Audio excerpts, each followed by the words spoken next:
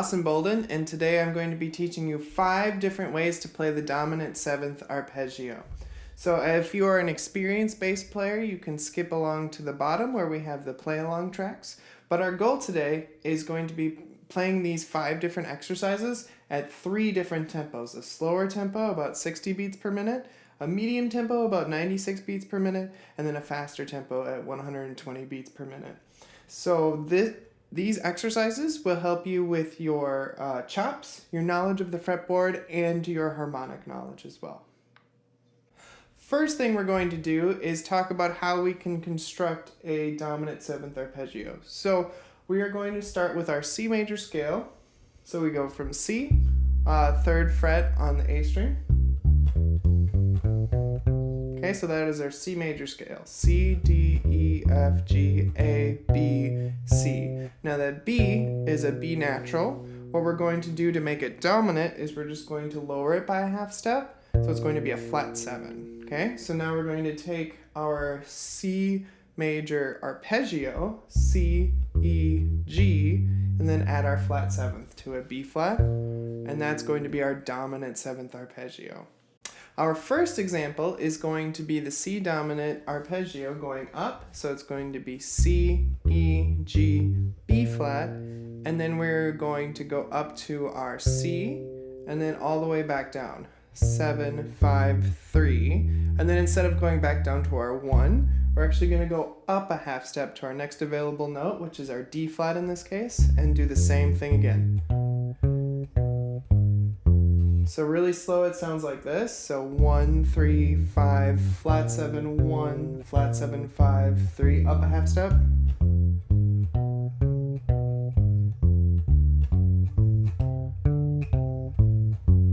So we're going to play that all the way from C all the way up until we get to B here, and then we're going to end on our C natural. So this play along is going to be at 60 beats per minute.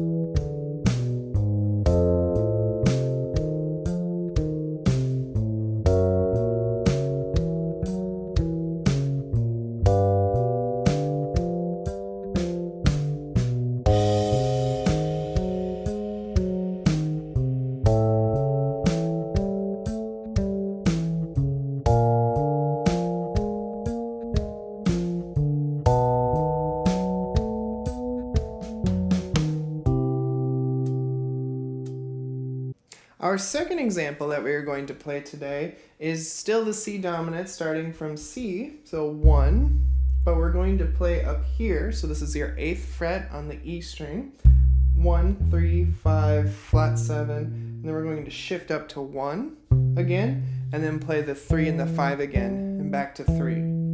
Okay, so once we get back down to that 3, we're going to go up to our next available half step, which is D flat, and then D. So we're going to go up all the way chromatically until we get to B. So a couple of things to think about while you're playing this one is to make sure to watch out for that shift. So when you hit the flat 7, you're going to be going to 2 and then going to 2 again. And then shifting back down for that half step. You can also play this starting on the 1st finger if you so desire. So we're going to go from C all the way to B at 60 beats per minute.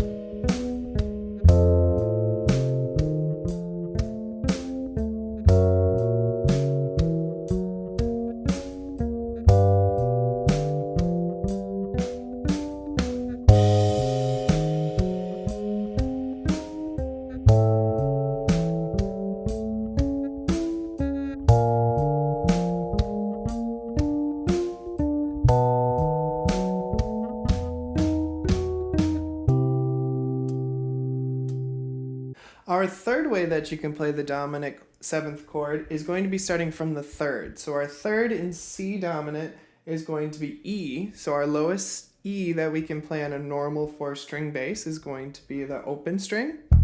So we're going to play open E, then we're going to go to G, flat 7, B flat, C, E, G, flat 7, C.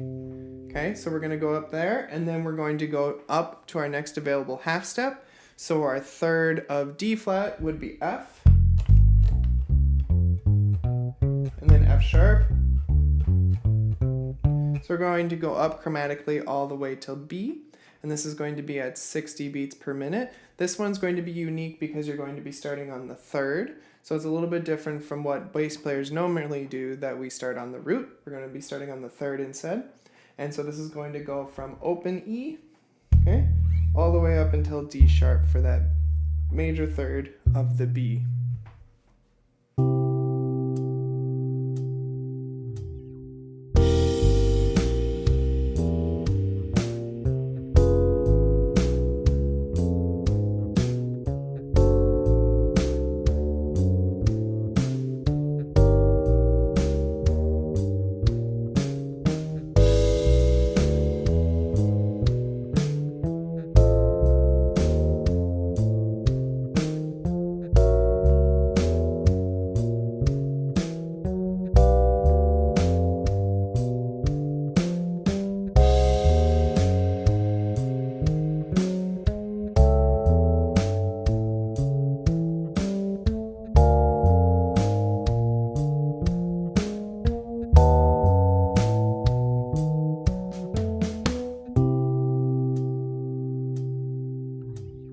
Our 4th way that you can play the dominant 7th arpeggio is going to be starting from the 5th.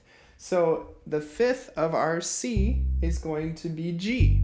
So we have G, B flat, C, E, and then we have the same thing, G, B flat, C, E. So this is going to be our 5, flat 7, 1, 3, 5, flat 7, 1, 3, and then we're going to go up to the next available half step.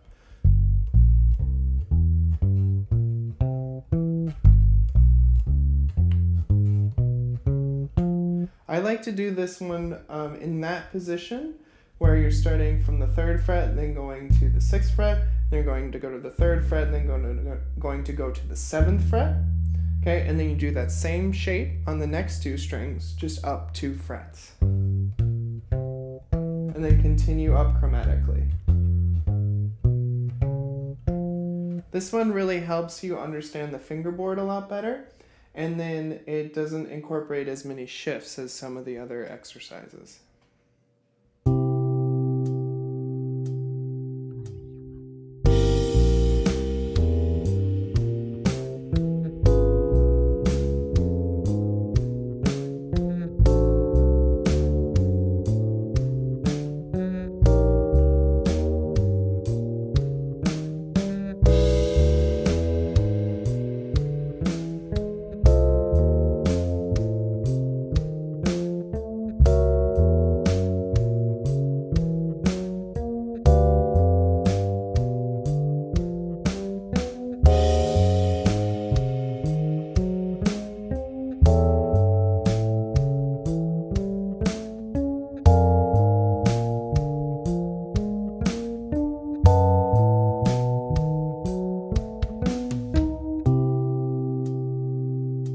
Our 5th way that we are going to play the dominant 7th arpeggio is going to be starting from the 7th. So this is going to look a lot like the example 2 that we had earlier, where we're playing on the E string starting at the 8th fret.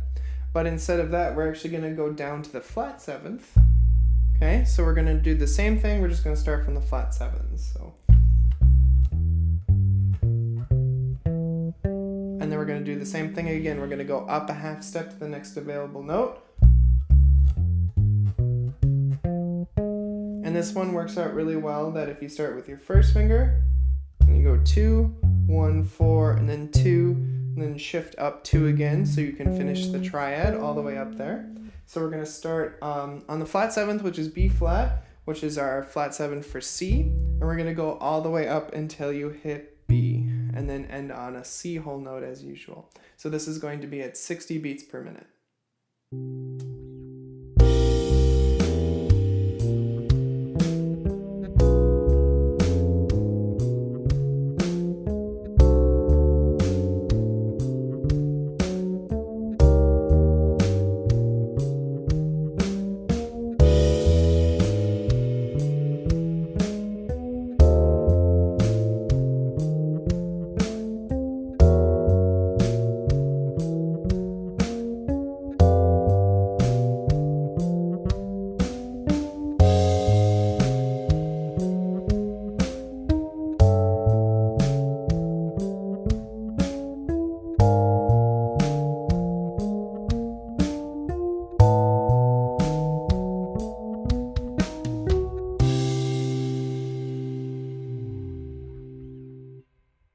Now that we've played them all separately, we are going to play them all together as one large exercise. So this is going to be all 5 examples at a slower tempo at 60 beats per minute.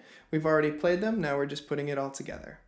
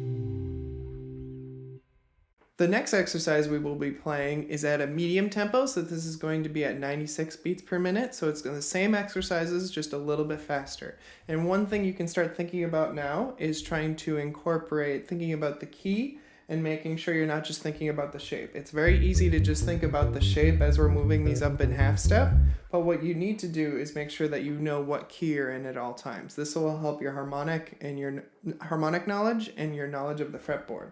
So we have C, D flat, D, and so on and so forth. So it's really important that we understand where we are in the exercise at all times.